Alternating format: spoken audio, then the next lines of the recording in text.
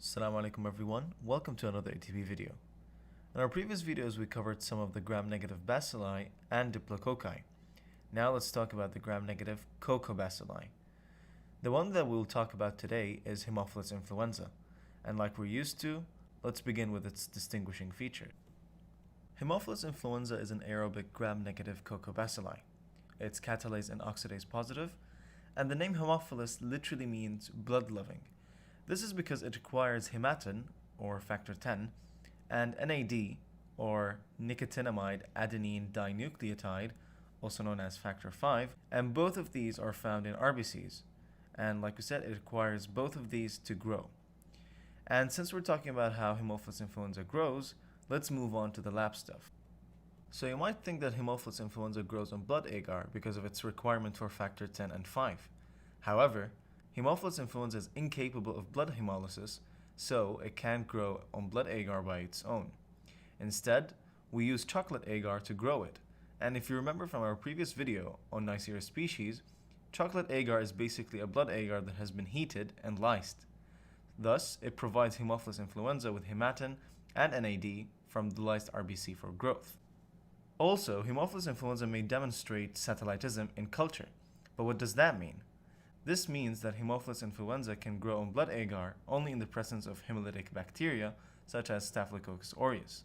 And by satellite, you can see here how the colonies of H. flu surround Staph aureus like a satellite.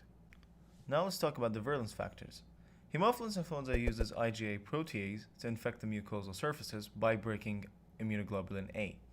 In addition, some strains have polysaccharide capsule, which can be one of 6 types: A, B, C, D, and F. These strains, particularly type B, are more invasive than non-encapsulated strains. Okay, now let's get to the clinical relevance. Here we will focus on the diseases caused by H. influenza type B. And the first disease is epiglottitis. Haemophilus influenza type B can cause swelling of the epiglottis, which results in obstruction of the respiratory tract and esophagus, which then causes the child to develop stridor and dysphagia. Just a side note, stridor is high-pitched wheezing sound caused by disrupted airflow, and in this case, the swollen epiglottis causes the disruption in the airflow, and dysphagia is simply difficulty swallowing. Also, the child will present with drooling because the saliva is unable to pass the swollen epiglottis. On examination, the swollen epiglottis appears as cherry red, and on X-ray, it's characterized by the thumb sign. The next disease is meningitis. After the inhalation of Haemophilus influenza, it invades the bloodstream and then it goes to the meninges. The infected child presents with fever, irritability, vomiting, and altered mental status. Next is septic arthritis. Haemophilus influenza type B is a common cause of septic arthritis in infants. It presents with fever, pain, swelling, and decreased joint mobility. It's good to know that children with absent spleen, in the cases of splenectomy, or non-functioning spleens in case of sickle cell disease, are at highest risk of getting infected with Haemophilus influenza type B, since the spleen is the most important organ in fighting encapsulated organisms. Now for the non-typable strains of Haemophilus influenza, which are also known as non-encapsulated strains, they're usually non-invasive, since they don't have the capsule. Thus, they're more associated with causing local disease such as otitis media and sinusitis. For the treatment of infection of Haemophilus influenza type B, we use third-generation cephalosporin such as ceftriaxone. However, in case of meningitis in children, we need to give a corticosteroid such as dexamethasone in addition to ceftriaxone. Why is that? When we treat with ceftriaxone, the death of Haemophilus influenza bacteria causes a release of lipopolysaccharide antigens, since Haemophilus influenza is a gram-negative bacteria.